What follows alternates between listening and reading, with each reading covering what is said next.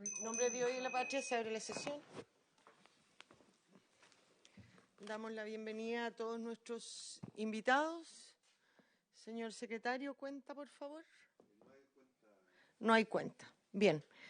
La sesión de hoy día tenía por objeto empezar el estudio de dos proyectos presentados en relación a la migración, un proyecto de ley y una reforma constitucional. Y están invitados a esta sesión para que los escuchemos, ¿no es cierto? Primero saludar y darle la bienvenida al director del Servicio Nacional de Migraciones, don Luis Eduardo Taller. Está también la señora Gabriela Hilleger, del Servicio Jesuitas Migrantes. Gabriela, bienvenida. Está don Nicolás Torrealba, del Servicio Nacional de Migraciones, que viene con el director, y también por Zoom tenemos a don Álvaro Belolio, a quien también le damos la bienvenida, exdirector del Servicio Nacional de Migraciones. Don Luis, le damos a usted la palabra para su primera intervención. Muchas gracias, señora presidenta. Muy buenas tardes a todas y todos. Me referiré a todas las indicaciones o las propuestas de artículos. En primer lugar, quisiera señalar que al leer ambos boletines, a nosotros en el servicio nos queda la impresión, y más bien la constatación de que hay espacio para llegar a acuerdos importantes en esta materia. En relación a la modificación del artículo 9 de la Constitución, que extiende el plazo de detención de las personas que están en proceso de expulsión, quisiera señalar que hoy día nosotros tenemos, y así nos lo ha manifestado la PDI, un problema con el plazo de las 48 horas, sobre todo porque en algunos casos es insuficiente para traslado interno, ¿ya? En algunos casos, que es una temática propia del servicio para la compra de pasajes a través de las agencias atienden muchas de ellas hasta las 6 de la tarde. Por poner temas muy puntuales, pero que tienen que ver mucho con esto. Retraso de vuelos, en el caso de que las expulsiones sean aéreas. Chequeo de identidades, en el caso donde no haya la identidad de la persona a expulsar. Ahí tiene que participar el consulado, registro civil. Hay todo un procedimiento donde las 48 horas en muchos casos se hacen insuficientes. Traslados de regiones, por ejemplo, del sur, con escoltas de la PDI. Los traslados terrestres son también muy complejos, porque dado que no hay tiempo es necesario hacerlo a través de vuelos, etc. Entonces, en general pensamos que en el fondo es una propuesta, digamos, que apunta en el buen sentido, la de ampliar el plazo de detención. ¿Cuál es el plazo correcto? ¿Cuál es el plazo adecuado? Aquí nosotros recomendaríamos hacer la invitación a la Policía de Investigaciones, que son quienes materializan y que tienen como el conocimiento empírico de la materialización de la expulsión. Nosotros participamos en una parte de ella, cuando hay expulsión administrativa, evidentemente, en el decreto, pero también en la compra de pasajes. Pero toda la logística del traslado está en PDI, entonces creo que es importante considerar eso, y algunas dificultades que podrían salir de esta propuesta son, por ejemplo, dónde se detienen las personas. No se las puede tener en los recintos penitenciarios, tiene que ser en el domicilio o en dependencias de la PDI. Entonces, esto hay que verlo muy claramente con la PDI, si hay capacidad para detener por cuánto tiempo a las personas. Eso respecto de la primera modificación. Respecto de la propuesta de participación de las Fuerzas Armadas en control migratorio, nosotros lo hemos planteado públicamente. Nos parece que la presencia de las Fuerzas Armadas a través del decreto 265 es un aporte, pero tiene limitaciones. Tiene limitaciones porque está restringida solo al apoyo logístico. La Contraloría ha pronunciado al respecto, y por ejemplo, si hay personas ingresando por pasos no habilitados, las Fuerzas Armadas no pueden subirlo al camión y trasladarlo. Entonces hay un problema con la atribución de las Fuerzas Armadas. Nosotros lo tenemos identificado y creemos que es importante fortalecer el control de frontera, y las Fuerzas Armadas tienen buenas capacidades para aquello, ¿ya? Creemos que hay una discusión que está en proceso, que está en curso, lo ha señalado la ministra de Interior, dicho sea de paso, que tiene que ver, con la formación del Ministerio de Seguridad Pública. Hay también en discusión la reforma a la policía, donde creo que son espacios que podrían eventualmente discutirse esta modificación específica para contar, creemos, con una participación permanente de las Fuerzas Armadas, porque también hay un tema de formación. O sea, aquí porque está bien, crimen organizado, transnacional, es importante y requiere ciertas herramientas. pero también hay procesos migratorios donde hay situaciones humanitarias, donde hay víctimas de trata y donde hay protocolos, que hoy día son carabineros los que manejan los protocolos, PDI en los pasos habilitados. Entonces habría que hacer un proceso también de formación y una propuesta, creo yo, en ese sentido que complemente esta función de las Fuerzas Armadas de manera permanente. Hace poco tiempo atrás, el alcalde, sin ir más lejos, de Colchane, presentó algunos reclamos a través de la prensa en función de que las Fuerzas Armadas, de alguna manera, digamos, no trataban como él esperaría a los ciudadanos de su localidad, se pasaban un poco con algunas cosas. Entonces, claro, hay cuestiones que atender y que creo que con formación y con una propuesta en este sentido, digamos, la compartimos en su espíritu. No estamos convencidos de que la reforma constitucional sea la herramienta para lograr eso de la manera más eficaz. Respecto del proyecto de refugio, ¿ya?, de las modificaciones a la ley de refugio, tenemos varios acuerdos, ¿ya?, y algunas diferencias. Respecto de esta idea de que las personas que pasan en tránsito por un país antes de llegar a Chile, digamos, ese tercer país es el responsable de entregarle protección a esa persona, resulta complejo por varios aspectos. Primero, porque discrimina entre aquellas personas que huyen de una dictadura, por ejemplo, que huyen por aire, de otras que huyen por tierra. Entonces, y de alguna manera establece un criterio demasiado rígido, ¿ya?, digamos, respecto de la responsabilidad de los países para entregar protección. Nosotros hemos propuesto en este sentido, y lo hemos hecho en las reuniones de las CONARE de América Latina, en la reunión del Foro especializado del Mercosur. Lo hicimos la semana pasada en la reunión de Autoridad Interamericana Migratoria, en el sentido de avanzar, y nosotros podemos avanzar legislativamente, creo, en esto también, en esta lógica de la responsabilidad compartida, a partir de la idea de que el tercer país seguro, el país responsable de entregarle protección, es aquel donde la persona ha solicitado refugio o ha solicitado una visa, que es distinto que transitó por ese país. Vale decir, el criterio que nosotros hemos defendido y creemos que es el correcto, que es el que está en el reglamento de Dublín de la Unión Europea, es que si una persona pasó por que por ejemplo viene de un país X donde hay una dictadura y pasó por otro país, solicitó refugio en ese país, ¿ya?, o solicitó una visa o permaneció más allá de un tiempo, ¿ya?, eso nosotros como país al cual esa persona llega posteriormente, podemos decir, no, la responsabilidad de entregar protección es de ese tercer país porque es ahí donde esa persona ha solicitado, y ese país tiene efectivamente, en el caso de América Latina, todo lo tiene, los compromisos internacionales en materia de protección. Entonces, hacer valer un poco esto, y esto implicaría evidentemente, además de un avance legislativo aquí, un avance a nivel de relación o intercambio de información con los otros países. ¿Cuál es la propuesta que tenemos nosotros en esta línea? Nosotros, en el marco de la Alianza del Pacífico, tenemos un acuerdo de intercambio de información, un semáforo, ¿ah?, en términos de antecedentes policiales. Entonces, los países de la Alianza del Pacífico tienen esta información y tienen este sistema de intercambio de información por semáforo, quienes pueden y quienes no pueden entrar o digamos, se le entrega información policial de antecedentes a un intercambio entre policías. Ampliar eso a personas que hayan solicitado refugio en un tercer país. Por ejemplo, tenemos un espacio para avanzar en esa línea. Creo que la agenda internacional debe incluir propuestas de intercambio de información sobre protección de refugiados para que no algunos países solo se hagan cargo de esta situación. La idea del país de tránsito nos va a generar inmediatamente problemas con Colombia, por ejemplo, o con Perú, ¿ya?, que es por donde transitan las personas. Va a decir, claro, ustedes, como están más lejos, ¿ya?, y por otro lado nos expone a que si hay una crisis mañana en Bolivia o en Argentina, seamos nosotros los que tengamos que, por nuestra propia decisión anterior, hacernos cargo de una situación que pensamos que debiera ser de responsabilidad compartida con criterios claros.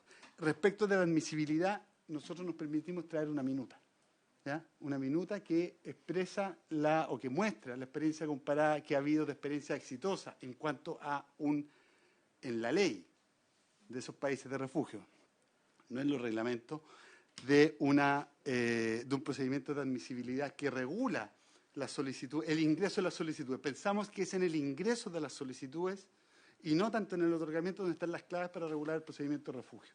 Creemos que nuestra ley de refugio se puede fortalecer muchísimo, y el mecanismo de refugio se puede fortalecer muchísimo si es que incluimos en la ley un artículo que regule la admisibilidad y permita descartar, como se dice, solicitudes infundadas. Esto también lo hemos planteado y nos interesa avanzar, así que voy a dejar esta propuesta, la voy a enviar por correo. También está la minuta con el estudio comparado que muestra cómo funciona, y funciona bien, en España, en Colombia, en Ecuador y en Panamá, por ejemplo. Entonces, tenemos experiencia comparada, no tenemos que, creo, inventar la rueda en este sentido. Respecto del proyecto, la modificación del artículo 31, que busca sancionar a, permítanme la expresión, tramitadores, ¿ya?, que son un dolor de cabeza realmente para nuestro servicio. Por poner un ejemplo, nosotros nos llegó hace un tiempo atrás una solicitud de 40 solicitudes de asilo de la región, de una región de la zona centro-sur de O'Higgins, ¿no es cierto? Y eran un negocio de un bufete de abogados que nos presenta esta solicitud de alguna manera para regularizar a las personas, haciendo, creemos, un uso legal, ¿ya?, pero distorsionado del espíritu, ¿ya?, de nuestro marco normativo. Ahora, la dificultad que vemos en regular esto con sanción es que es muy difícil demostrar el dolo. Entonces nos va a poner en una situación de dificultad. ¿Quién determina cuando una solicitud es infundada? ¿Ah? ¿Cómo se le va a imputar a un abogado X, ¿ya?, que está tramitando una solicitud infundada? ¿Ya? La persona va a decir, no, yo creo que es fundada. Y efectivamente la ley de refugio da margen para fundamentar solicitudes, ¿ya?, muy, digamos, amplias, y se van manejando con un criterio político y técnico, ¿ya? Respecto del otorgamiento infundado, más o menos en la misma línea, creemos que la clave del procedimiento de refugio está en la solicitud y no en el otorgamiento, porque la Comisión Nacional de Refugio, la CONARE, la Secretaría del Interior y el Departamento de Refugio utiliza criterios técnicos, legales, pero también aplicar o no procedimientos, por ejemplo, amplios, ¿ya?, como lo hace Brasil respecto a los venezolanos, que establece que por el perfil del emigrante venezolano, Brasil los considera refugiados. Eso nosotros lo podríamos hacer hoy. O sea, la ley da abasto, por decirlo así, para implementar procedimientos abreviados con perfiles amplios respecto del refugio. Entonces, aquí también es importante ir consolidando acuerdos políticos respecto a esto. Nuestra posición aquí es que el refugio se aplica exclusivamente a personas que tienen persecución política, ¿ya?, que han sido torturadas, etcétera. O sea, no aplicamos, por decirlo así, aunque sí la analizamos, procedimientos, ni abreviados, ni con perfiles generales, ni para el caso de Venezuela. O sea, no vamos a asumir que todos los venezolanos son refugiados, ni que todos los haitianos, como se podría hacer con la ley. O sea, a ninguna autoridad se le podría imputar una ilegalidad en aplicar ese procedimiento. Entonces, hay un problema más que creo que tiene que ver con avanzar un acuerdo político respecto de la política de refugio, más que en una lógica de sanción a los criterios de otorgamiento. Respecto, eso con refugio. Respecto, muy rápido ya para no equiparar el tiempo. Respecto a la modificación del artículo 16, que establece una modificación en el sentido de que ya no sean los 24 meses, sino que la permanencia definitiva, el requisito para que las personas extranjeras puedan acceder a los, transferencias directas, bonos, etcétera. Creo que aquí el problema está situado en qué momento la persona migrante empieza a contribuir al país y no, económicamente, y no está, entre comillas, haciendo uso de un derecho que, de alguna manera, su permanencia no la ha permitido como solventar, ¿ya? Creo que aquí es importante, por una parte, hacer una consulta que puede ser la IPRES o el Banco Central, tiene también estudios en este sentido, de determinar cuánto es lo que gasta o consume la persona migrante respecto en servicios públicos y cuánto es lo que contribuye finalmente. Para determinar esto, nos parece de todas formas que el criterio para establecer ese límite es mejor que sea un criterio objetivo y permanente, como el de los 24 meses, que el de la permanencia definitiva, que puede ser discrecional o puede depender de que la persona puede llevar, 4 o 5 años y estar renovando permanentemente una visa temporal, pero ya tiene el tiempo suficiente como para que el Estado diga, está bien, usted ha llegado a un momento en que contribuye, ¿ya?, al Estado de manera suficiente para poder obtener un bono marzo, por decirlo de alguna manera, ¿ya? Creemos que este factor de discrecionalidad es mejor tener un parámetro objetivo. Respecto de la otra modificación del artículo 16, nos parece, y también lo ha expresado así la ministra Interior, que la condición migratoria o la condición migratoria irregular no debe ser bajo ningún efecto, bajo ninguna circunstancia, una ventaja, ¿ya?, respecto de acceder a algún tipo de beneficio social, ni mucho menos porque nos crea el incentivo perverso, entre otras cosas, de que las personas pueden, ¿ya?, optar de alguna manera, comillas, por la irregularidad en virtud de que pueden obtener ciertos beneficios. Entonces nos parece un problema. Ahora, tenemos una diferencia respecto de en que en determinadas situaciones la atención, por ejemplo, en servicios de salud o escolares, ¿ya?, en determinadas situaciones postergue o ponga en un segundo lugar a las personas extranjeras que a los nacionales, porque creemos que no resuelve el problema de cobertura que tenemos en algunos servicios, ya que es un problema más estructural y de fondo, y creemos también que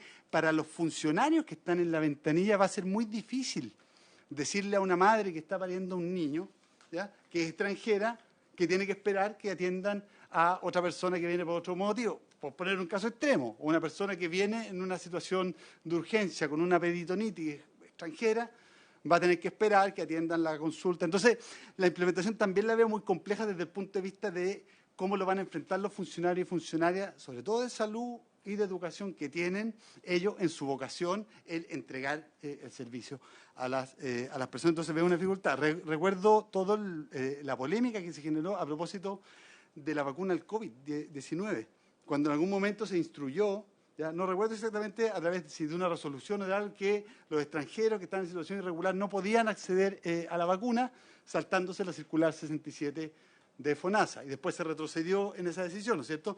Y, claro, porque era un problema de salud pública, además, ¿ya? Entonces creo que aquí hay algunos elementos, ¿ya?, como ciertamente el resguardo de la salud pública, etcétera, que tiene que ser considerado en la elaboración. Ya voy terminando. Sobre el proyecto de reconducción, el que establece la propuesta de que la reconducción se pueda producir, digamos, hacia 300 kilómetros, con 300 kilómetros de distancia. Aquí el problema de la reconducción que tenemos hoy día tiene que ver con que algunos países, o uno en específico, no recibe ciudadanos de terceros países. Entonces, yo entiendo que este proyecto apunta a que la solución sea no reconducirlos por Bolivia, sino que dirigirlos a Perú o a Argentina. Hoy día las reconducciones se producen hacia Perú y hacia Argentina cuando ocurren desde la frontera limítrofe con esos países. Si nosotros empezamos a reconducir probablemente ciudadanos venezolanos hacia Perú, probablemente Perú nos diga, pare. A lo mejor no es lo que corresponde, arregle usted su problema con Bolivia, que es lo que nosotros creemos que hay que hacer y estamos haciendo con una propuesta de protocolo de reconducción que le hemos propuesto formular a la contraparte boliviana a través de una reunión que tuvimos durante el mes de agosto, creo. A ver si entendí bien. Perú está recibiendo Sí. los reconducidos cuando se presume que ingresaron por Perú. Sí. Pero reconducir los que ingresan por Bolivia a Perú o Argentina podría significar que ellos dejaran de recibir Exacto. a los reconducidos. Es muy probable que eso ocurra porque Perú va a decir, ya, estamos teniendo la voluntad, porque Perú se hace cargo de aquellas personas que por su territorio ingresan clandestinamente al nuestro, pero no se va a hacer cargo probablemente de las personas que por territorio boliviano ingresan a nuestro país. Ya nos va a decir, arregle su problema con Bolivia.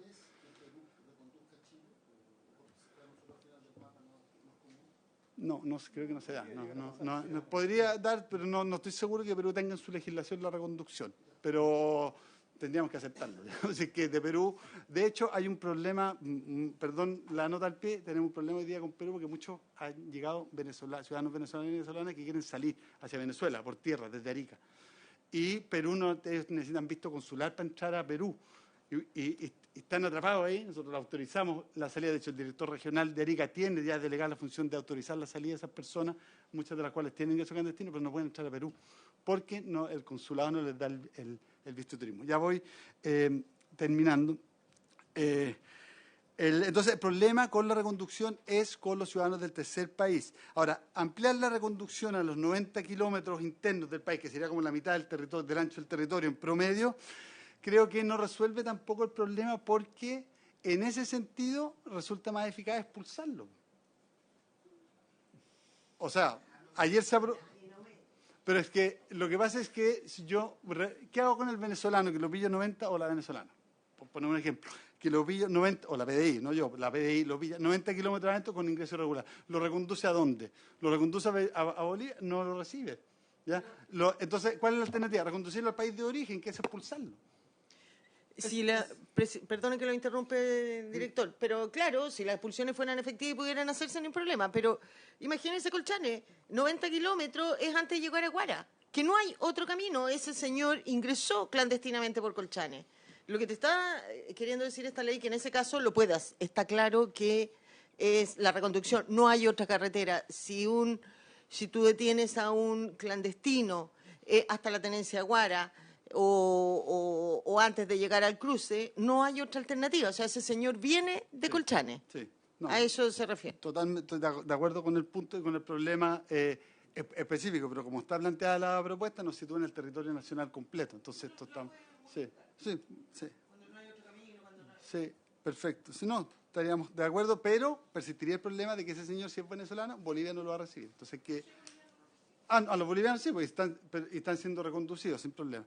De todas formas, insistimos que el problema creemos que es el de que Bolivia no está recibiendo expulsiones. Y para concluir... ¿Me permite? ¿No hay una resolución que firmó usted que no permitía la reconducción de ciudadanos bolivianos y colombianos? Sí, justo. Pero eso es una automedida que usted se la pone, no es que lo ponga Bolivia. No. Nosotros...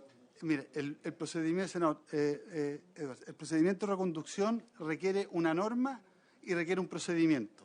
La norma está y estaba y sigue estando, ¿ya? Pero el procedimiento no estaba funcionando, y así nos lo manifestó la Policía de Investigaciones en la primera reunión que tuvimos con ellos. Nos dijo: tenemos un problema.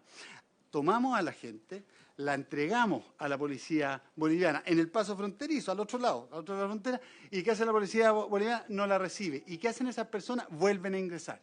Entonces estamos como el perro y el gato, me dijo la PDI, perdiendo funcionarios para que los retengan, para que le hagan las actas y para que los reconduzcan. Ustedes tienen un problema, o sea, tenemos un problema de que tenemos que resolver que la policía boliviana nos reciba a las personas. Mientras esto siga siendo el perro y el gato, las personas efectivamente no estaban siendo reconducidas. Entonces lo que hicimos fue ahorrarle, ¿ya?, el problema a la Policía de Investigaciones y poner el tema sobre la mesa. Tenemos un problema, y sobre la base de esa resolución es que nos reunimos con la contraparte boliviana para hacerle una propuesta de protocolo de reconducción. ¿Y qué fue esa reunión? Pasamos de discutir si se reconduce a no, o si se reconduce o no se reconduce, a cómo lo reconducimos. Y ese protocolo lo estamos trabajando en el servicio, y en las próximas semanas lo vamos a presentar a la autoridad boliviana. Ese fue el trabajo con esta. Ya, y ahora sí voy terminando con la notificación, con la modificación de la Ley de Migración 21.325, ¿no es cierto?, de la notificación, ¿no es cierto?, del artículo 147, que establece la propuesta de la posibilidad de notificar la primera o la segunda, o sea, la de inicio de procedimiento administrativo o la sanción ya firme de la expulsión, ¿ya? Creemos que Sí. La notificación por correo de la primera. Si se notifica la segunda, dado que con la segunda, con la notificación de la expulsión, se produce efectivamente la restricción de la garantía de la persona. O sea, ahí es el momento donde se judicializa, etcétera.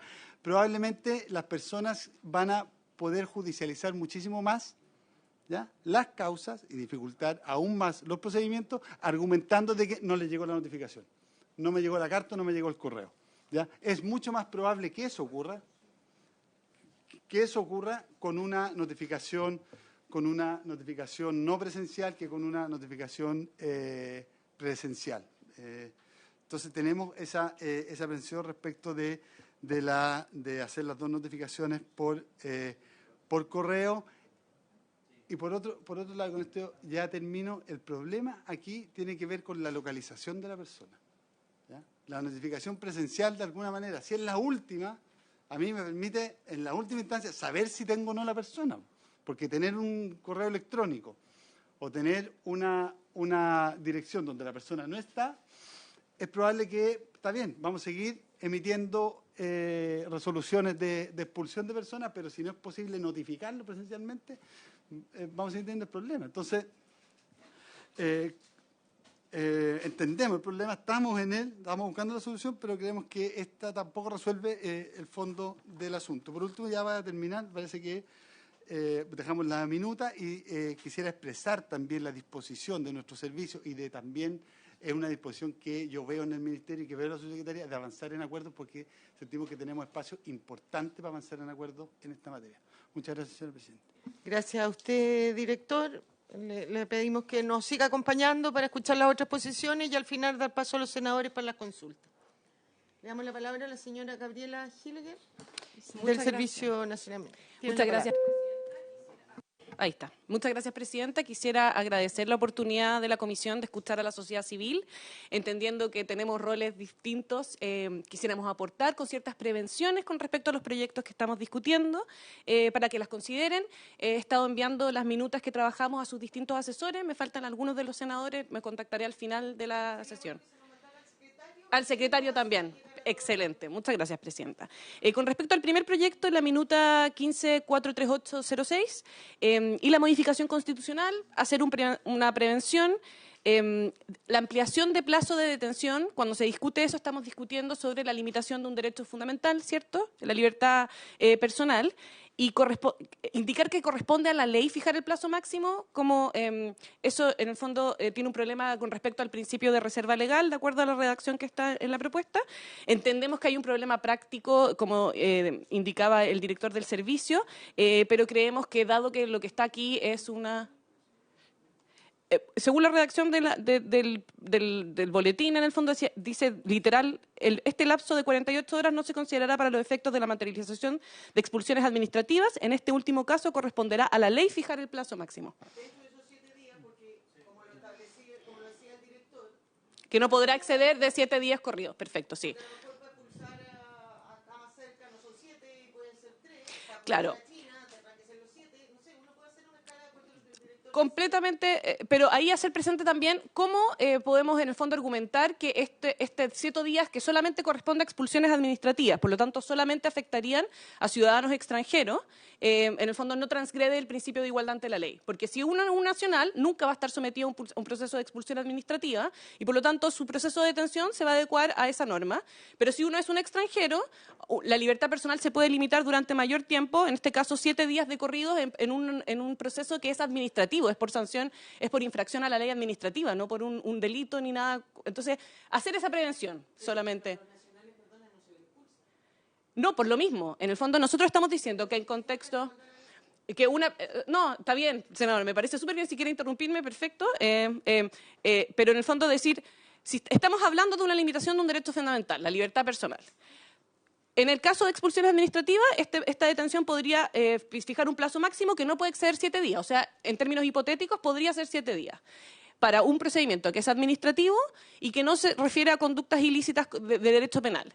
Por lo tanto, consideramos que es un plazo excedido para la limitación de un derecho fundamental y que solamente afectaría a ciudadanos extranjeros y, por lo tanto, tiene problemas de constitucionalidad en el sentido que infringe la igualdad ante la ley. Esa es nuestra posición y nuestra prevención que quisiéramos hacer ver.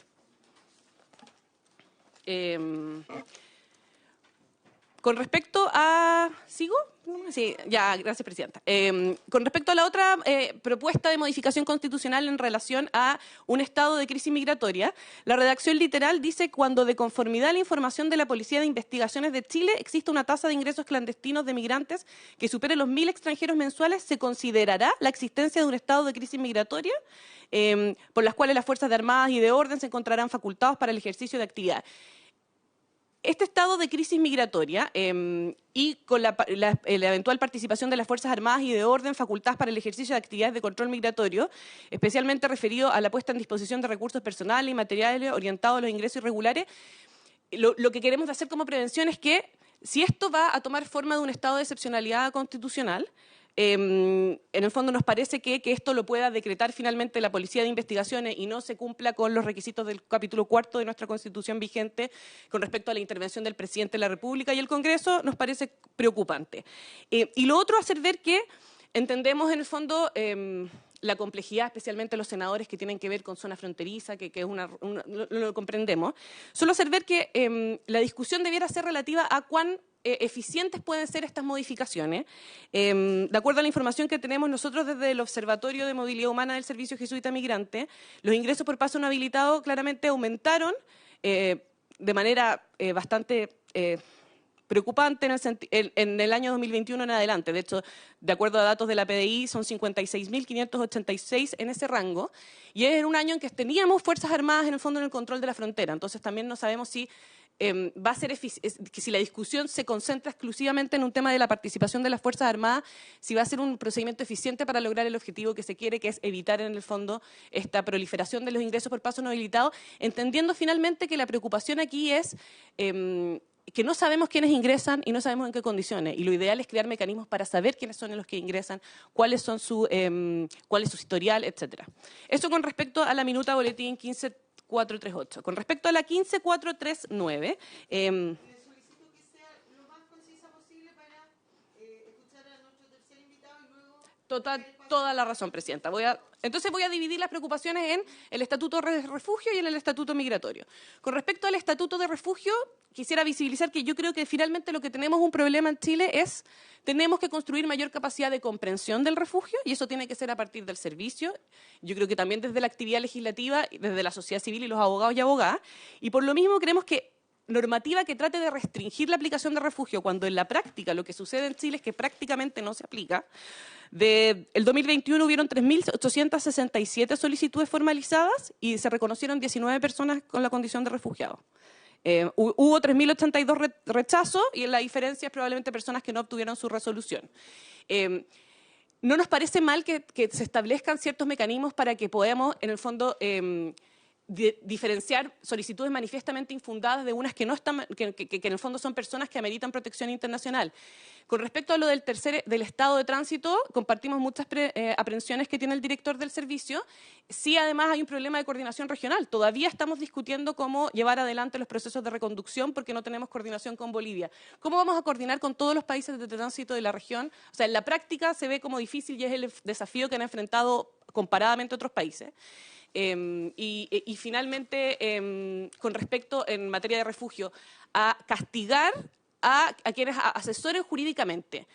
¿Qué es lo que se quiere enfrentar? ¿Se quiere enfrentar a los tramitadores, o sea, personas que inescrupulosamente están prestando servicios legales? Hay que revisar la redacción, porque yo como abogada, en mi formación, cuando presto asesoría jurídica, yo también podría ser condenado por eso. ¿Cómo vamos a definir que hay fraude en mi asesoría jurídica? Yo creo que, en definitiva, las normas tienen que apuntar a que la mayoría de las personas puedan recibir asesoría jurídica de calidad, que los abogados y abogadas podamos participar en los procesos para también ayudar al servicio a identificar aquellos casos que efectivamente son de refugio. Nosotros compartimos que hay que definir bien, y con respecto a la Comisión Nacional de Refugio y Procedimientos Abreviados, nosotros tenemos un marco de quienes son refugiados, está en la Ley 20.430. Entonces, en definitiva, para eso ese artículo, tratar de sancionar la asesoría jurídica sin más, sin distinguir que tal vez a lo que se quiere apuntar es a las personas que ejercen la profesión sin estar autorizados para hacerlo, creo que puede ser riesgoso y por lo tanto hay que revisar la redacción de ese artículo. Con respecto a los funcionarios, a los que también en el fondo se les va a sancionar si ellos aprueban una aplicación que en aquellos casos en que se conceda la calidad de refugiado a una persona que desde su solicitud evidenciaba no contar con una necesidad manifiesta de refugio. Como indicaban los números, hoy día no se reconoce prácticamente a personas como refugiadas. Lo que necesitamos efectivamente son funcionarios capacitados, pero si además queremos establecer una sanción a priori, estamos limitando en definitiva que ellos tengan la libertad para poder hacerlo. Va a partir una presunción, además que se establecen al final de la redacción propuesta, presumiéndose legalmente su negligencia o ignorancia inexcusable.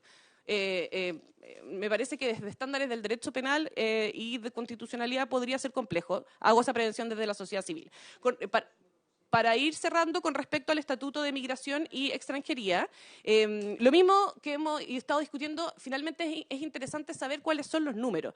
De acuerdo a la información que manejamos desde el Observatorio de Movilidad Humana, la propuesta del artículo 16, en definitiva, al menos en materia de educación y vivienda, el porcentaje de personas beneficiadas, migrantes, está alrededor del 5%.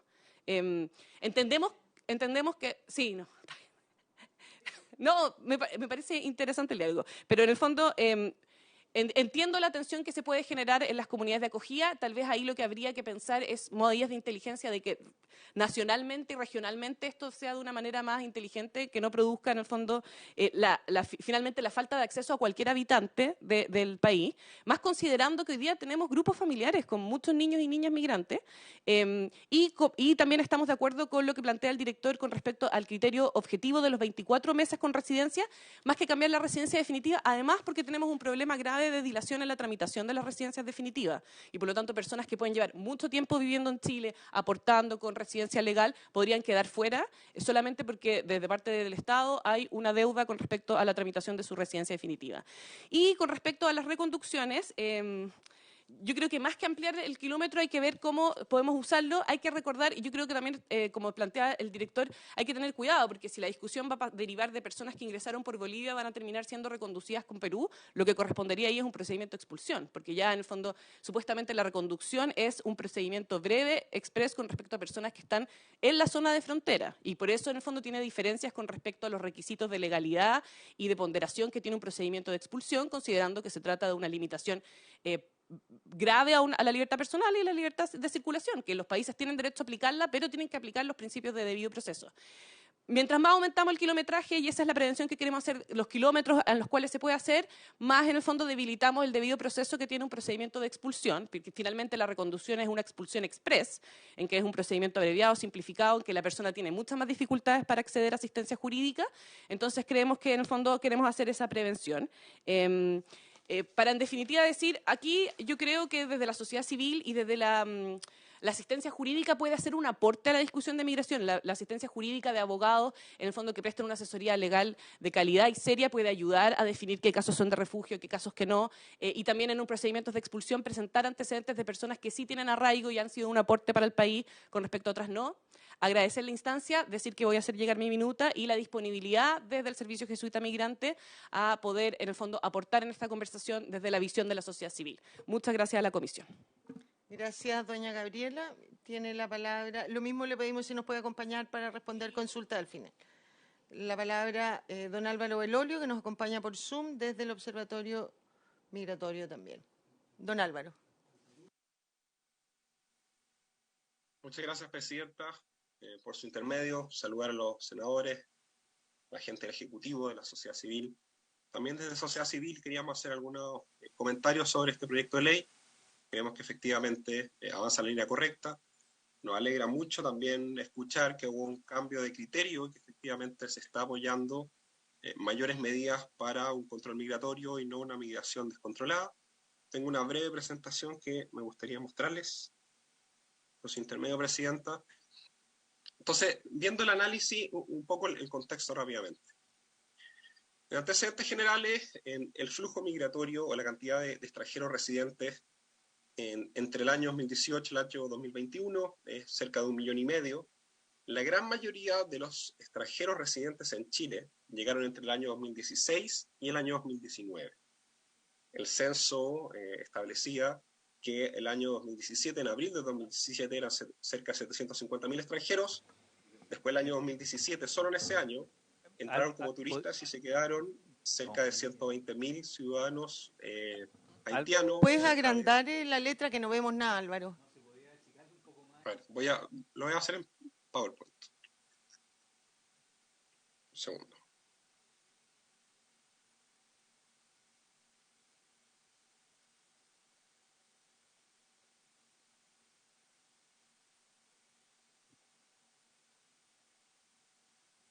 Ahí.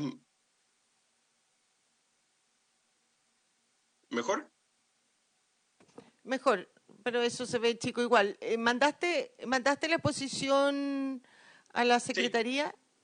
¿Sí? Sí. Ya, Jacqueline, si la Sí. pueden... Ah, Senado Súper. sin papeles, si lo pueden ver en... Pero también sería bueno que lo pudiera ver el director. Ningún problema. Esta es información que está en el Tiene línea, buena así que vista hay el problema director, con parece. Entonces, efectivamente, cerca de 1 millón de extranjeros llegaron, 90% de ellos como turistas, y se quedaron en Chile.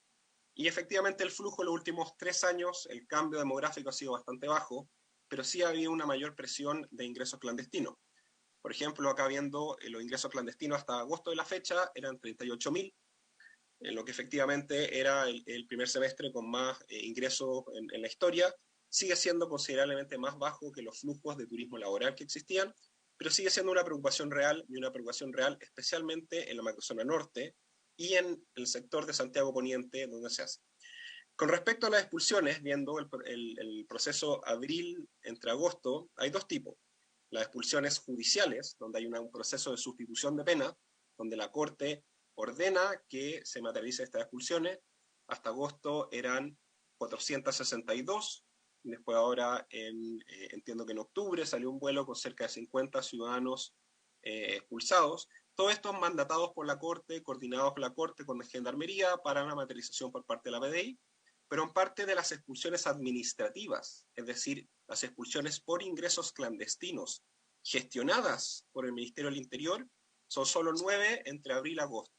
Entiendo que efectivamente en los últimos 2 meses sacaron uno más, así que serían 10. O sea, cuando tú tienes 38.000 ingresos clandestinos y solo has materializado 10, decir que este tema se resuelve con expulsiones, la verdad, al menos no se ven en los números, o no se ve la disposición o la capacidad. O sea, efectivamente, entendiendo este discurso, entendiendo que hay 1,5 millones de extranjeros, efectivamente más de 100.000 han ingresado clandestinamente en los últimos 2 años, y que solo se han expulsado a 10 de forma administrativa, la necesidad de este proyecto de ley de fortalecer el proceso de reconducción y los procesos para generar o para evitar el mal uso o una migración descontrolada son muy relevantes. Sobre el boletín 15.438, la modificación en aspectos constitucionales, en la reforma constitucional, justamente para materializar las expulsiones, hay una necesidad de ampliar el plazo. Caso súper concreto. Bueno, no voy a hablar del caso de Puerto Montt, donde efectivamente el presidente dijo que iba a expulsar a 12 ciudadanos colombianos que agredieron a carabineros, porque finalmente no expulsó a ninguno, y no expulsará a ninguno este año.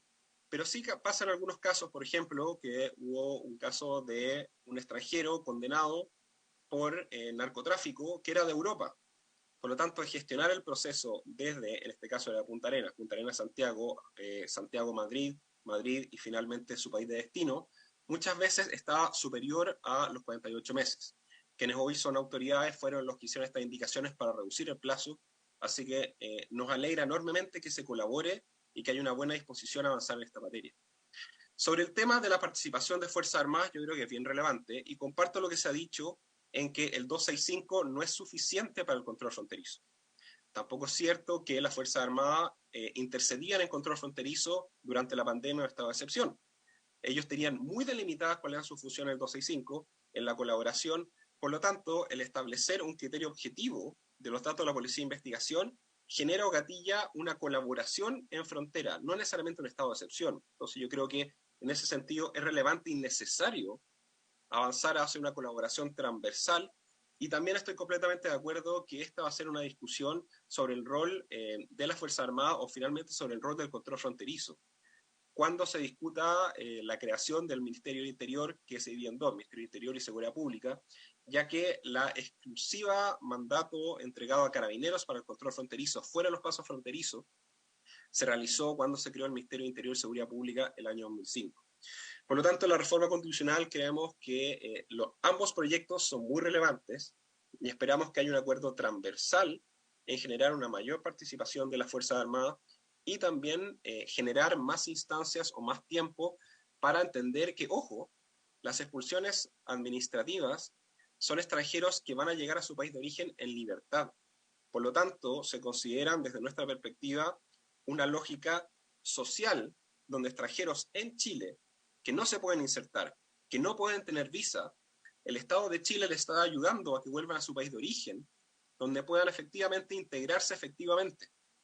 Por lo tanto, lo que hay que avanzar es hacia facilitar la materialización de las expulsiones y no obligar a extranjeros que bajo la legislación no pueden acceder a visas a que se queden irregulares en Chile. Creo que ese es un punto súper importante de entender y avanzar en esa materia. Sobre el boletín 15.439, yo creo que hay dos cosas. La modificación a la ley de refugio para evitar la figura de refugio. Sobre la redefinición de estándares internacionales es lo que se ocupa en Europa. O sea, acá yo creo o espero entender que nadie dijo que persiguen, por ejemplo, a ciudadanos venezolanos ni en Colombia, ni en Ecuador, ni en Perú, ni en Bolivia, ni en Brasil, ni en Argentina, donde no son perseguidos políticamente, donde no se violan sus derechos humanos. Por lo tanto, la pregunta es, ¿por qué un ciudadano que viene de Venezuela, efectivamente sufriendo cierta persecución, no pide refugio en Colombia, en Ecuador, en Perú o en Bolivia, y solo lo hace en Chile? Y la razón es porque no hay una necesidad de protección en el primer país, sino que hay una necesidad de acceder a beneficios, por ejemplo, y a mí me tocó estar en la Comisión de Refugio. Me tocó revisar más de 10.000 casos. Y la necesidad, o lo que ellos planteaban, es que querían una visa para trabajar, querían una casa, encontraban que Chile era más estable. Entonces, claramente acá se confunde la figura de refugio con lo que tiene que ver con una migración económica. Y en ese sentido, la sanción a patrocinadores, solo quiero mostrarles algo rápidamente. Quiero mostrarles una página web que está disponible hoy, ahora, donde un grupo de tramitadores de abogados cobra 500.000 pesos por hacer la solicitud de refugio. Hoy, ahora, en este minuto.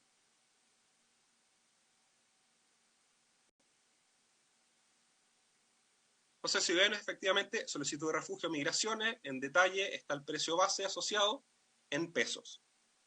Y esto porque efectivamente se normalizó en que todos son formalizados, por lo tanto, es un proceso de regularización y acceso a una visa económica. Entonces, yo creo que acá el error cuando dice, oye, se formalizan, pero efectivamente se otorgan poco refugio, bueno, esto tiene un sentido súper claro.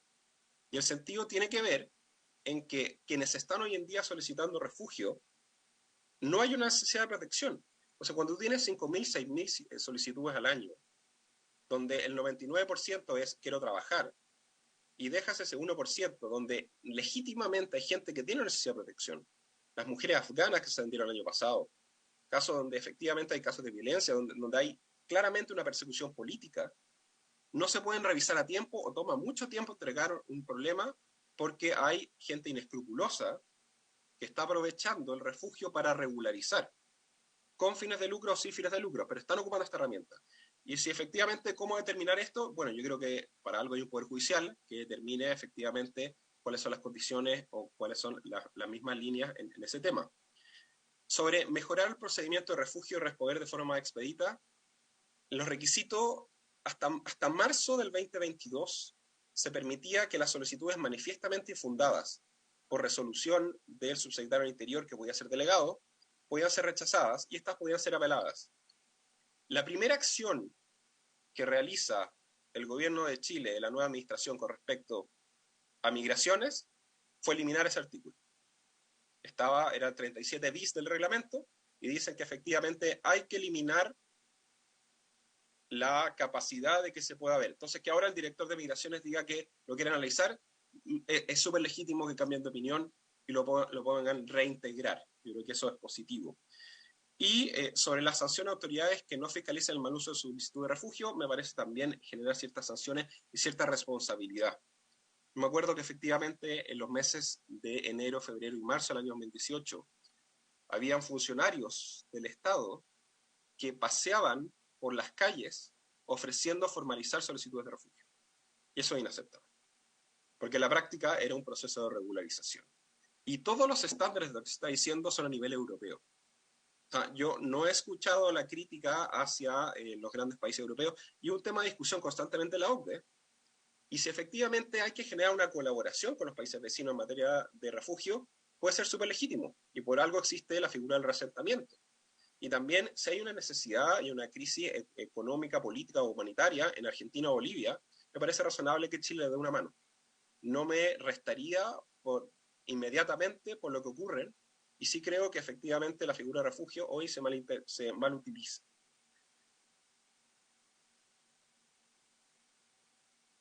Con respecto a la modificación a la ley de migraciones, en Le el tema de control fronterizo. solicito, Álvaro, si pudiera ir un poco más rápido para alcanzar a tener unos minutos para las consultas de los senadores, por favor. Esta es la última lámina, senadora. Entonces, para mejorar el control fronterizo, muy poco se ha hablado con respecto al control fronterizo. Lo que hemos escuchado al Ejecutivo que ellos quieren avanzar hacia procesos de regularización a través de la política migratoria y a procesos de análisis biométricos. Pero el control fronterizo en sí mismo no se ha dicho nada. Se ha dicho que se va a trabajar en temas de coordinación con los países vecinos. Bueno, llevan 8 o 9 meses en coordinación con los países vecinos y no se ha visto ningún avance. Con el caso de las reconducciones en Bolivia, durante febrero se hicieron reconducciones a Bolivia de ciudadanos no bolivianos. Se realizaron. Y después Bolivia dijo, queremos hablar con la nueva administración. ¿Qué hace la nueva administración? El segundo acción que hace con respecto a lo primero fue eliminar el tema de refugio en las solicitudes manifiestamente infundadas. La segunda fue autoimponerse una camisa de fuerza diciéndole no vamos a reconducir a ciudadanos no bolivianos a Bolivia. O sea, lo mataron. Lo mataron. Entonces, dado que hay una relación potente con Bolivia, que tiene bastantes beneficios, que el mismo Ministerio del Interior haya sido quien haya desechado la herramienta de reconducción, significa que no lo hicieron. Y a mí personalmente me cuesta entender por qué hay tanto temor con Bolivia, cuando efectivamente esta es una herramienta efectiva con Perú, con Argentina, y se utilizó durante las primeras semanas de febrero cuando se implementó este tema. Yo creo que acá hay un tema más ideológico de disposición, y también que efectivamente se hablan de las cuotas, se hablan de temas internacionales, pero no ha resultado en nada. Entonces, cuando entran 40.000 personas, y un caso súper concreto que va un poco de la línea de lo que pasó con el tema de las expulsiones y otros. El caso de un delincuente llamado El Lágrima.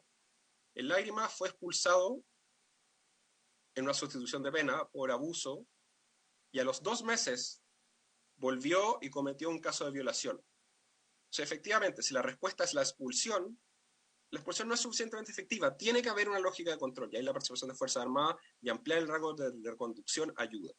Sobre la cohesión, redefine el concepto de igualdad de condiciones entre nacionales y extranjeros. Y acá, solo con esto para terminar, quiero compartirles lo que hoy ocurre en los jardines infantiles. Entonces, les voy a compartir esta visión para ir terminando. ¿Se puede con eso redondear, por favor, Sí. don Álvaro? Con la priorización de niños y niñas de postulantes para el acceso a jardines infantiles, las prioridades institucionales, prioridad 1, ingreso automático. Está definido en el caso situación niño irregular de inmigración o familia refugiada. La resolución exenta 6677 del 20 de noviembre de 77 dice que son niños en situación irregular aquellos que se encuentran en el país sin cédula de identidad y sin RUT nacional. El hijo de un futbolista que viene a jugar la Copa Libertadores no tiene RUT. Tiene prioridad por sobre, prioridad número 2, hijo de madre adolescente, hijo de madre con jefatura del hogar, niño en situación de discapacidad. O sea, vean el nivel de lo que se está priorizando en el tema del acceso en estos temas. Entonces, ¿cómo no va a generar problemas de cohesión? Entonces, efectivamente, yo creo que tienen que entender que efectivamente generar discriminación positiva hacia el migrante irregular de por sobre el nacional genera grandes problemas. Finalmente, para cerrar y agradecer el tiempo, yo creo que efectivamente acá hay varios temas que van a avance. Uno agradece las buenas intenciones y la ideología que tengan que ver con los procesos de regularización, con el buenismo, el voluntarismo. Pero si no hay control efectivo de fronteras, no hay reconducción y no hay al menos un mínimo en temas de igualdad de condiciones, los problemas de xenofobia, de cohesión y de relaciones internacionales extranjeros van a seguir empeorando. Por lo tanto, espero que efectivamente se pueda aprobar todos estos artículos y avanzar en aún más para garantizar una migración segura, ordenada y regular y entender que la migración bien gestionada es un aporte al país. Muchas gracias, presidente. Gracias, don Álvaro. Ofrezco la palabra a los señores senadores. Sí. Yo creo que le ofrecería la palabra al director nuevamente porque agradezco las opiniones y las propuestas que han generado los 3 organismos expositores. Pero creo que sería bueno porque hay una serie de imputaciones que se hace a la política del actual gobierno. Y esto sería bueno despejarlo porque... No, a mí me gustaría escuchar. No, pero aquí oiga, la que dirige esta cuestioncita soy yo. No, pero escúcheme. Me gustaría por norma de usted Álvaro, sabe que me gusta la ecuanimidad. Lo tengo absolutamente claro. Solo Solo, no, la testera la manda el presidente. La testera manda el presidente. Si no se acoge mi propuesta, quiero plantear cosas sobre los proyectos. Pero No, si no yo se lo acoge mi único que propuesta. quiero es una ronda, tiene toda la razón y no vamos a levantar esta sesión sin que el director tenga la posibilidad de contestar todo lo que se ha dicho. Pero también me parece lógico una ronda, les pido que sean lo más sucinto, a los senadores para que tengan la posibilidad de hacer las consultas para que el director o Gabriela o Álvaro también puedan contestar.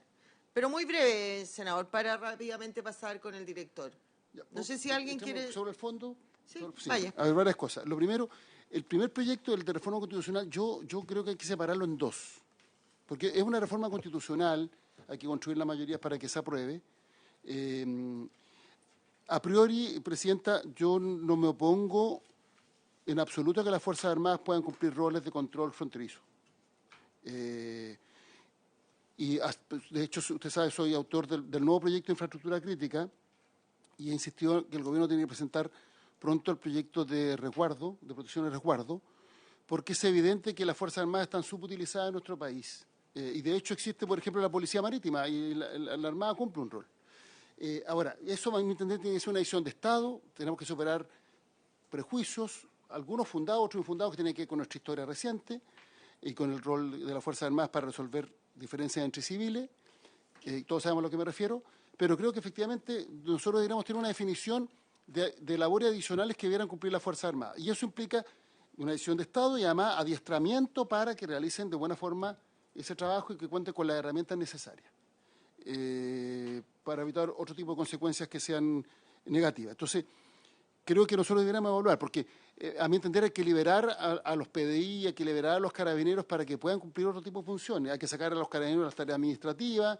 Siempre yo me he preguntado si es necesario tanto funcionario de investigación en el aeropuerto, si pudieran eventualmente haber un funcionario que tome ciertas decisiones. En fin, hay que buscar fórmulas en donde los recursos que tenemos, que son limitados, particularmente el recurso humano, por parte del Estado de Chile, se ocupe de mejor forma. Entonces yo, a priori, y en esto quiero ser bien preciso, no me opongo en absoluto a que las Fuerzas Armadas puedan cumplir un rol, pero creo que eso tiene que ser una decisión de Estado, una política pública, bien diseñada, bien pensada, para evitar efectos perniciosos, con el adiestramiento necesario y creo que no tiene que ser algo automático a propósito de como se plantea en el proyecto, sino que puede ser algo permanente o puede ser una decisión que toma la autoridad política, pero no que sea sobre la base de que cruzaron más de 10.000 la frontera, entonces inmediatamente se ocupa las Fuerzas Armadas. Entonces, y por eso creo que hay que separarlo, porque mi impresión es que podemos avanzar muy rápido en un proyecto y el otro creo que hay que darle una reflexión, insisto, sin oponerme. Yo no tengo prejuicio al respecto y usted sabe cuál es mi postura. Sobre la primera parte, efectivamente, bueno, la representante del Servicio Jesuita de Migrantes, a Migrantes, perdón, hace un punto que efectivamente habría un trato diferenciado, pero tenemos que resolver un problema práctico. Esto no tiene que ver con una discusión conceptual, sino que tiene que ver con un problema práctico. Entonces, o buscamos una solución práctica, a propósito de las 48 horas que establece son 24 y 48 horas, 48 horas que el juez tiene exposición, que son ampliadas a las 5 y 10 días en el caso de la detención, en el caso de los delitos terroristas. O buscamos una solución práctica, que esto se puede hacer en el plazo establecido por la Constitución, que es una alternativa, y si no es posible habrá que buscar una norma jurídica que permita resolver este problema. Pero el problema no es solo la ampliación de plazo, es dónde están estas personas durante ese plazo ampliado. Porque si están en los cuarteles de la PDI, la pregunta es, ¿son suficientes para contener a las personas que se requieren? ¿O se va a establecer un espacio distinto? Se van a establecer especies de cárceles para los migrantes mientras se resuelve su situación migratoria que ocurre en otros países del mundo. Es una discusión que hay que tener. Y creo que es probable que en esto se avance más rápido que en el otro tema, independientemente que creo que hay que avanzar en el otro tema. Y lo último quiero decir respecto al segundo proyecto, la representante del Servicio Jesuita a Migrantes hizo un punto que me parece bien relevante, que tiene que ver con distinguiendo entre migrantes y refugiados, o refugiados como una categoría especial.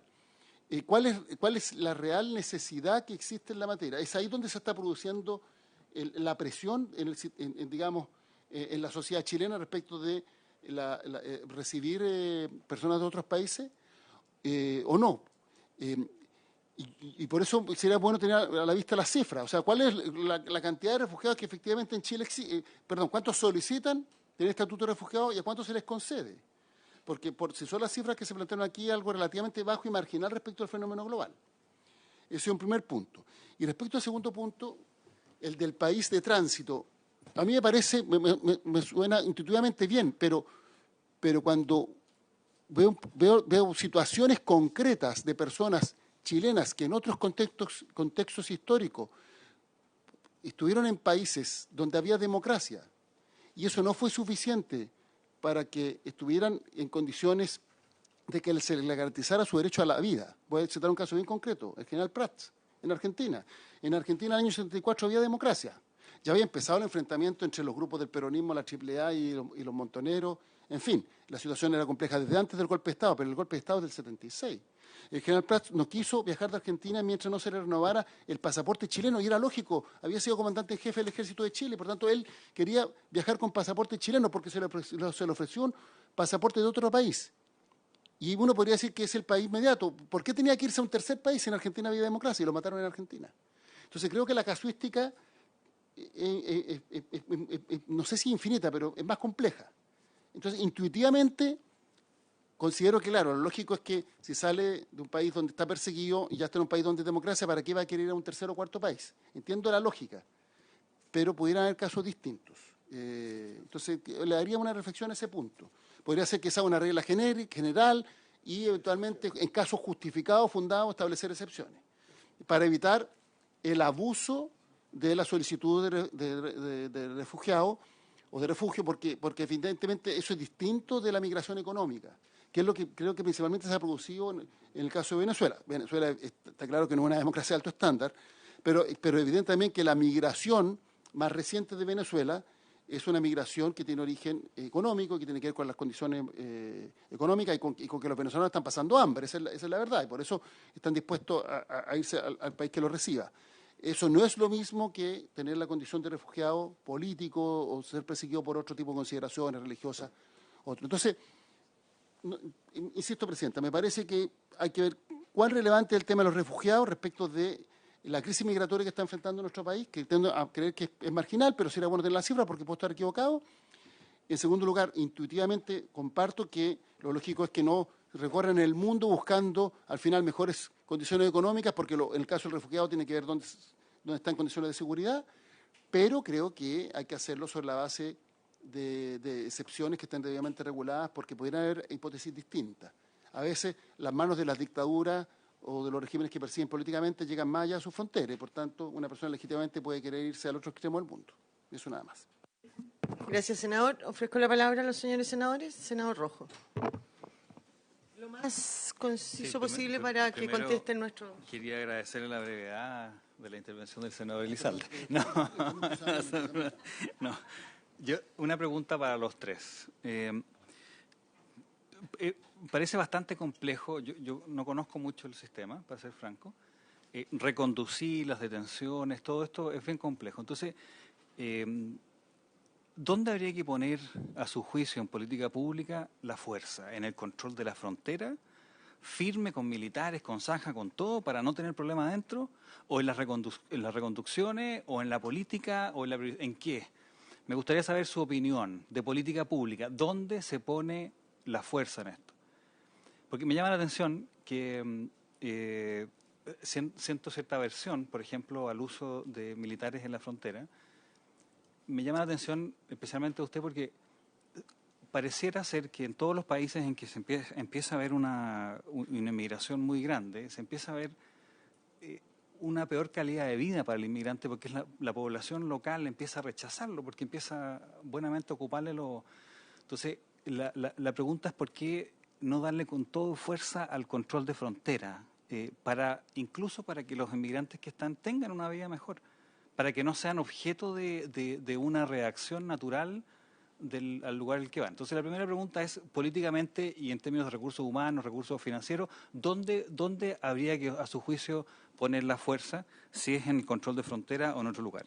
Lo segundo es, quizás a Álvaro y también al director, ¿por qué tan pocas expulsiones? Habría que verlo, porque el número es ridículo, o sea, no. Está bien, pero igual da lo mismo, o sea, 10 es un número que no existe, no.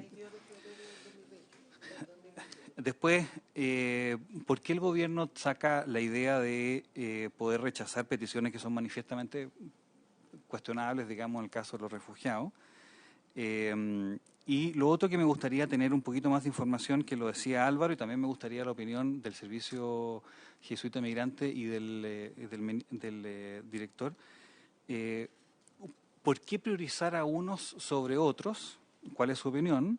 Chilenos, no chilenos, niños con RUT, sin RUT, y hasta qué punto, porque también acá se propone que haya una priorización total a los chilenos en circunstancias que, evidentemente, como decía el senador, por llevarlo al extremo, una persona con un infarto versus una persona que tiene una uña encarnada, da lo mismo si es la da a la persona, es lógico. Entonces, la pregunta me gustaría su criterio respecto a cómo se prioriza, pero pensando en que esto tiene que ser razonable y sin buenismo, porque hay un problema. Entonces a mí cuando me dicen, no, es que no resulta. O sea, ¿cómo hacemos las cosas para solucionar el problema y no trincheras porque esto hay que solucionarlo? Y yo creo que cada día que pasa, esto es un problema mayor. Esto no era problema en Chile hace 4 años atrás o 5 años atrás. Yo ya tenía un problema muy grande con esto. Entonces, su opinión sobre eso. Senador Proes. Gracias, presidenta. Saludar al director y a todos nuestros invitados. Hay un tema que ha salido en varias oportunidades que tiene que ver con las prioridades que se le dan a los temas. En el tema de educación, yo sé que la senadora quien preside tiene el mismo problema en su región, pero esto no lo digo yo, se lo dijo una alcaldesa al ministro. Están quedando muchos niños chilenos sin estudiar por esta situación de priorización o de no coartar la posibilidad de darle la oportunidad a uno u otro. Y eso en la sociedad va creando una adversación en contra del inmigrante. Y eso es algo que tenemos que resolverlo como país. El Ministerio de Educación no puede hacerse un lado de un problema que le compete a ellos. Ellos verán cómo, pero no pueden quedar niños chilenos sin estudiar, porque le están ocupando los cupos extranjeros. Eso crea un problema muy serio en la sociedad, en donde va haciendo un caldo de cultivo permanente. Y por eso yo no hablo en el mundo laboral, porque ahí son las competencias de las personas, pero un cabro chico que tiene que educarse para enfrentar la vida es algo que no puede ser discriminado como está haciendo hoy día. Ni para uno a otro, ni para un lado ni para el otro. Pero está sucediendo. Entonces yo creo que eso tenemos que hacernos cargo. En la comuna Caldera hubieran 60 niños sin estudiar. Usted me dijo el otro día más de 1.000. 1.011 y 1.500 jardines infantiles. Entonces, creo que ese problema, sobre todo en la región de Tarapacá, que ahí hay una relación de migrante y chileno fuerte, que todos la hemos visto por la prensa, pero no podemos esperar que eso siga creciendo en el resto del país. Y por lo tanto, yo, director, creo que como política, ya que el tema salió acá y mostraron recién el instructivo, pues ese instructivo yo también lo oí porque se lo mostraron al ministro de Educación, tiene que ser resuelto a la brevedad posible. No se puede repetir el próximo año lo que pasó porque lo contrario, no le pidamos a la sociedad que no tome carta en el asunto si no le están resolviendo los problemas que están acá, están pagando impuestos, están haciendo todo de acuerdo a la ley y no tienen la solución a su hijo, ni siquiera a ellos. Así que le hago ese punto. Gracias, presidente. Gracias, senador. Senador Velázquez. Gracias, presidenta. ¿Sabe qué?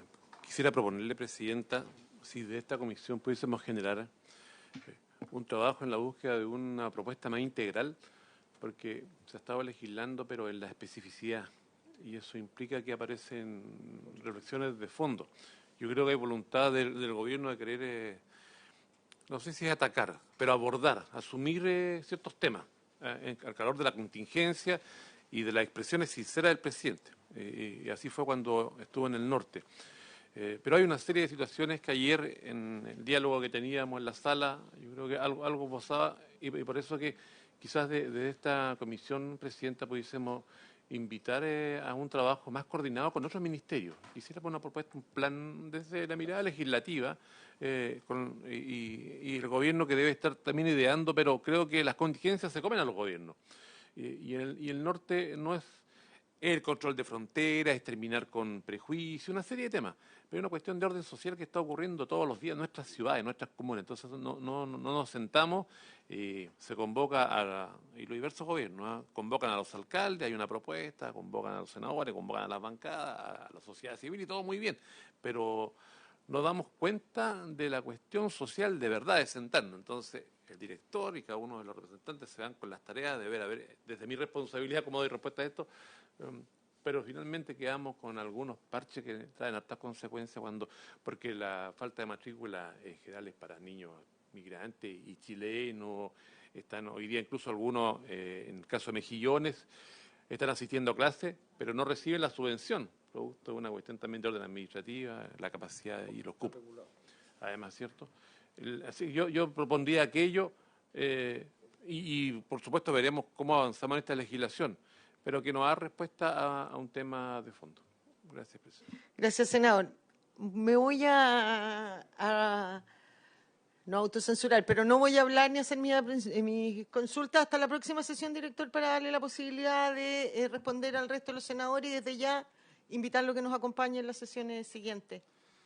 Encantado, muchas gracias, señora presidenta.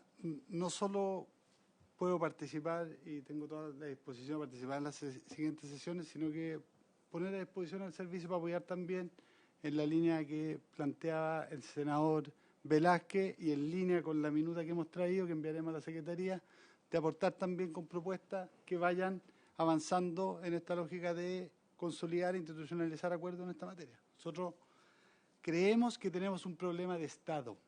A nosotros, porque esto no es un problema que, digamos, emergió con el presidente Gabriel Boric, ni con mi llegada al servicio, ni mucho menos. Es un problema que viene de antes. Y de bien antes y que se venía agravando y tenemos que resolverlo como Estado. A mí no me interesa entrar en discusiones de quién expulsa más, quién expulsa menos. Nosotros hemos emitido más de 1.300 resoluciones de expulsión. Tenemos un problema con la materialización. Y presentamos un proyecto para facilitar eso. O sea, también digamos las cosas como son. No nos interesa entrar en una disputa en este sentido de quién expulsa más, quién tiene más ingresos clandestinos. El año pasado fueron 156.000 en todo caso. Y este año van 40.000 y si quedan dos. Uno. No sé si ya me llegaron a los 56 y si descontamos. Y si, no, probablemente no, pero no me interesa entrar en esa discusión y descontaría enero y febrero en todo caso si entrara, porque ahí está la otra administración. No, pero el problema es un problema, fuera de broma, es un problema como que tenemos que abordar como Estado. Y creo que tenemos espacio para avanzar en esta línea. A nosotros, y tenemos un problema que efectivamente es de la ciudadanía, de los nacionales, un problema que no teníamos antes. No, nunca en nuestro país, bueno, no hemos tenido una magnitud de irregularidad tan grande, ni una magnitud de hostilidad real, aprehensiones legítimas de la población nacional respecto de la población migrante, porque lo que ven, que viene ocurriendo desde hace bastante tiempo en sus territorios, que no se están dando solución a los problemas de las personas, ¿ya? Nosotros creemos que el problema de la cobertura de los servicios, ¿ya? No nace con la migración, se agrava evidentemente y se agrava en situaciones donde las personas viven ya históricamente situaciones de mayor precariedad. Nos parece que postergar el acceso, tenemos serias dudas de que eso vaya a funcionar en la práctica, ¿ya? Tenemos serias dudas de que eso sea constitucional, ¿ya? Y creemos que la solución de fondo es ampliar la cobertura.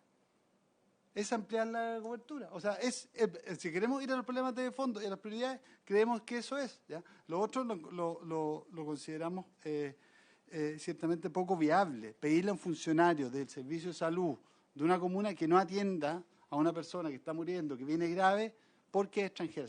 Eso dudo que ocurra.